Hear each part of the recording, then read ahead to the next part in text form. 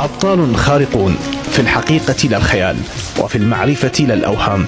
التلاميذ العراقيون يتميزون بقدرات ذهنية استثنائية مكنتهم من تحقيق المراكز الأولى في مسابقة الحساب الذهني السنوية بنسخة شرم الشيخ في مصر. 32 بطلا صغيرا من محافظات مختلفة مثلوا البلاد في مسابقة شاركت بها أغلب الدول العربية. المنافسة بلغت أشدها بين صغار السعودية والعراق.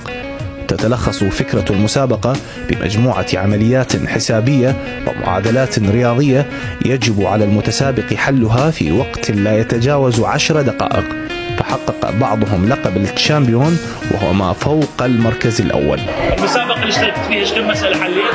140 مسألة ب 10 دقائق. 10 دقائق، يا مركز أخذت؟ شامبيون، أعلى من الأول. حليت 135 مسألة خلال 10 دقائق.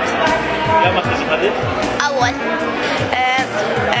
جبت مركز أول ولله الحمد، ومثلت العراق وحليت 130 مسألة.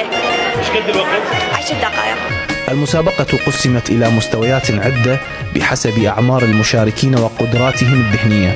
مستوى البروفيشنال هو أعلى درجات المسابقة.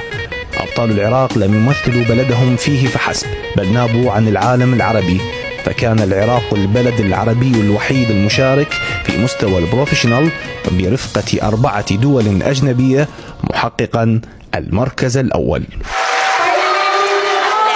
شاركت على مستوى البروفيشنال اللي هو أعلى مستوى، اللي عبارة عن جمع 5 أرقام و6 أرقام والضرب والقسمة.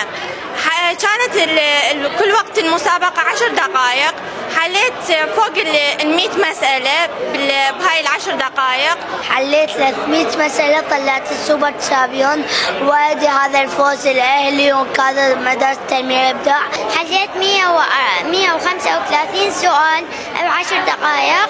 مسابقة المنتل ماث السنوية بنسخة مصر نظمت من قبل منظمة يوسي ماس الدولية بمشاركة أكثر من 20 دولة، على أن الحضور البارز للعراق كان أجمل ما في هذه النسخة.